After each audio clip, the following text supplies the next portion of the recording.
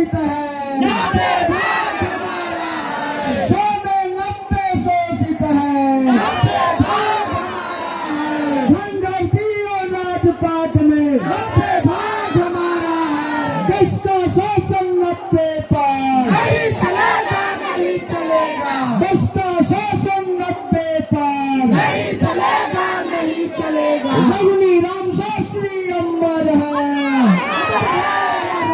गुजरी के लाल रघुनी राम शास्त्री अमर है, संविधान निर्माता बाबा साहब अमर है, संविधान निर्माता बाबा साहब अमर है, विश्व के महान विद्वान रामस्वरूप वर्मा अमर है, भारत लेनिन अमर शहीद जयदेव प्रसाद अमर है, प्रोफेसर जवान प्रसाद सिंह अमर है, शशि समाज दल जिंदाबाद, जिंदाबाद, जिंदाबाद, 100 में 90 शोषित है, 90 भाग हमारा है, धनगढ़ती और राजपाट में 90 भाग हमारा है, धनगढ़ती और राजपाट में 90 भाग हमारा है, देश का शोषण 90 पार, नहीं चलेगा, नहीं चलेगा, देश का शोषण 90 पार, नहीं चलेगा, नहीं चलेगा। जगदेव प्रसाद ने एक एक बूंद शोषितों के हक और हिस्सेदारी के लिए एक एक बूंद बहाया है। तो रघुनी राम शास्त्री, जगदेव जयराम प्रसाद सिंह और लक्ष्मण चौधरी वगैरह इन लोगों ने एक एक बूंद खून सुखाया है शरीर में।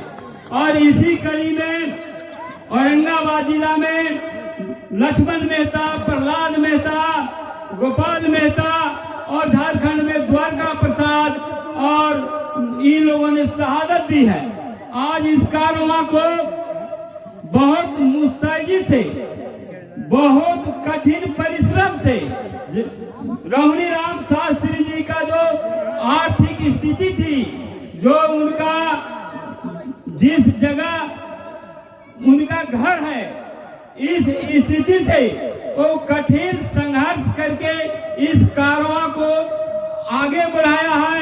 और हमारे जैसा आदमी जो मंच पर बोलने से कतराता था, सभा में पीछे बैठता था, उसको बुलाकर मंच पर जबरदस्ती बोला करके बोलने लायक बनाया है। ऐसे हजारों वक्ता बनाकर रघुनी राम शास्त्री गए हैं। जगदेव प्रसाद और बाबा साहेब दोनों अर्थशास्त्री थे और दोनों ने जो आकलन किया था, 100 में 90 का वो सही लगता है हमको। दूसरी बात है, हम भारत के लोग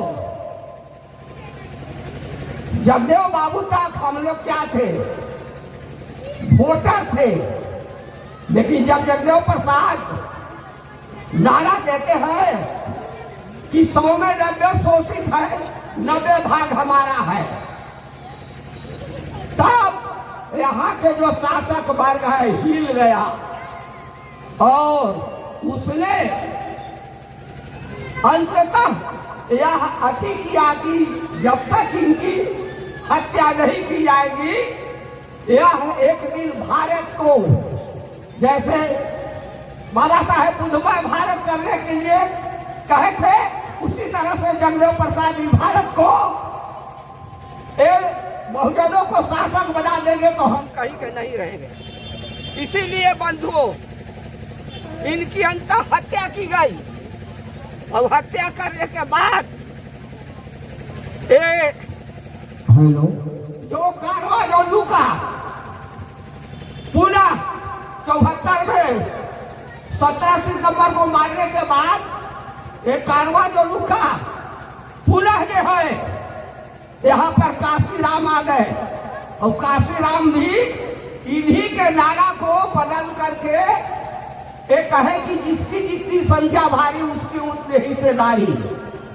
बंधुओं, तब ये सोचा शासक वर्ग कि जगदेव प्रसाद को हत्या कर दिए इसी मांग के चलते, लेकिन अब हम कितने हत्या करेंगे तब एबीएम लाया है। और यह सरकार जो आज बन रहा है, ये स्वर्णों का जो सरकार है, यह एबीएम की चोरी है, एबीएम का घोटाला से है। तो मैं यहाँ बहुत बात नहीं कहूँगा, बहुत अच्छे अच्छे वक्ता हैं। तो मैं हमारे जो क्रांतिकारी जगदेव बाबू के असली क्रांतिकारी जो था ये रघुनाथ शास्त्री थे। तो हम लोग जब आपस में बात करते थे, आपको समझाते थे और डांटते भी थे कि तू बार बार नौकरी लगता था, तू बार बार नौकरी करने से कहा हुआ बाबा साहब ने सब त्याग करके जनता के हम तो जनता सेवा करेंगे, हम लोग को तर्क वितर्क चलता था। वे चले गए कॉलेज में, हम चले गए जहानाबाद कॉलेज में, दोनों पास किए। फिर भी हमने कहा वैकेंसी निकली हुई थी कि शास्त्री जी अप्लाई कीजिए, नौकरी कीजिए, गरीब परिवार से हम लोग हैं, और जब तक अर्थ नहीं रहेगा, घर नहीं रहेगा तो नेतागिरी नहीं चलेगा, जब जब तुमको करना है करो, हम नहीं करें। इस तरह से हम लोग को बात होती थी, समझाते थे, कहते थे, लेकिन फिर भी वो नहीं माने।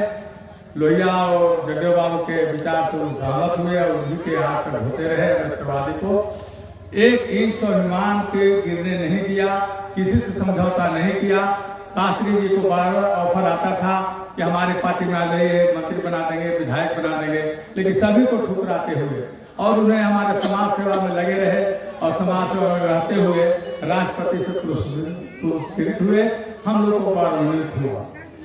साथियों, नेशनल जनमंच को सब्सक्राइब करें, साथ ही बेल आइकन की घंटी को बजाएं।